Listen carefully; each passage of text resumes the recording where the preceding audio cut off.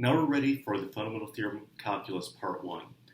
Not only is this the most important theorem that you're going to meet this semester, but it's going to be your favorite one as well, because it's going to mean that you don't have to do Riemann sums anymore. Here's what the statement is. It says that if big f of x is any antiderivative of little f of x, then you can find the definite integral from a to b of little f by taking the antiderivative, evaluating it at the top endpoint, minus evaluating it at the lower endpoint. So just take any antiderivative, plug in the two endpoints, and subtract. No Riemann sums at all. Now, before I give you an example, I want to introduce some notation to make this a little bit easier to carry out.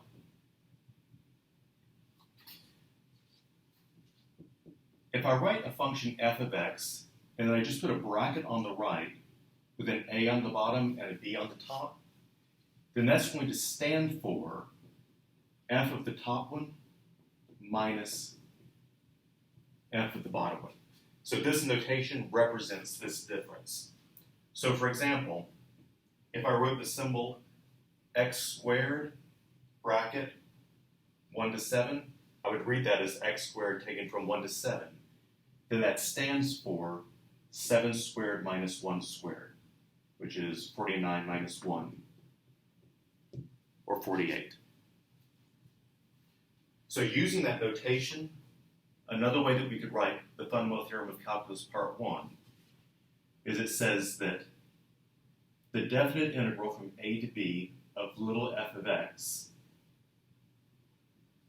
is equal to an antiderivative taken from a to b. So this symbol means you plug in b, you plug in a, and subtract the 2. So let's do one or two quick examples, and then I'm going to provide you with a bunch of videos with more examples.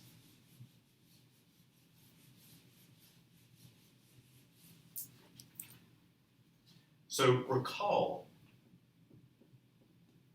from an earlier chapter or earlier section, we learned the power rule for antiderivatives.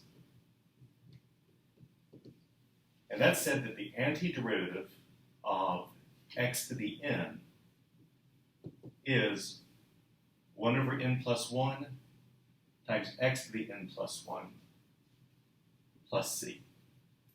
And that held any time that n was not equal to negative 1. Remember, if n was equal to negative 1, that would give you a 0 in the denominator, and this formula wouldn't work. So keep that in mind. Remember, to find the antiderivative, you add 1 to the exponent, you divide by the new exponent. So suppose you wanted to find the definite integral from 2 to 5 of x squared.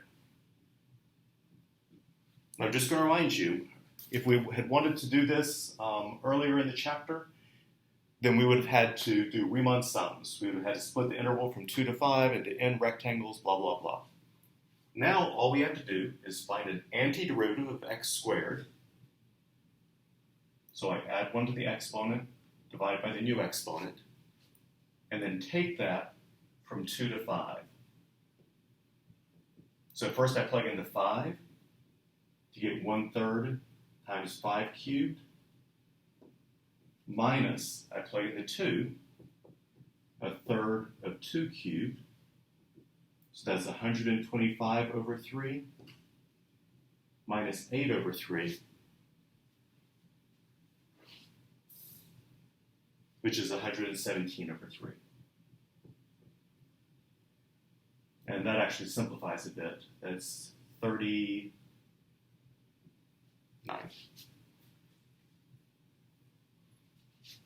Wow, so much easier than having to do Riemann sums. All you have to do is be able to take the antiderivative, and after that, it's all arithmetic. Now, one thing I'd like you to note is that the plus c is not necessary.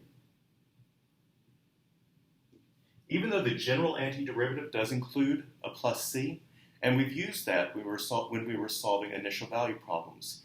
Here we don't need to put a plus c, because let's say that we had then we would have had 1/3 x cubed plus c taken from 2 to 5, which would be 1/3 of 5 squared plus c minus 1/3 of 2 squared plus c. And you see what would happen? You would have c minus c, which would cancel out. So that's plus c is not necessary.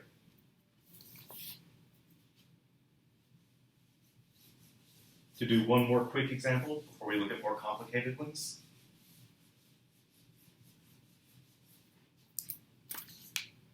If we wanted the integral from 1 to 4 of 2x, first of all, we find an antiderivative of 2x. So I add 1 to the exponent and divide by the new exponent. So that's 2 over 2x squared. And we take that from 1 to 4. Notice that 2 over 2 cancels. And I would have 4 squared minus 1 squared, which is 16 minus 1, or 15. Way better than doing Riemann sums.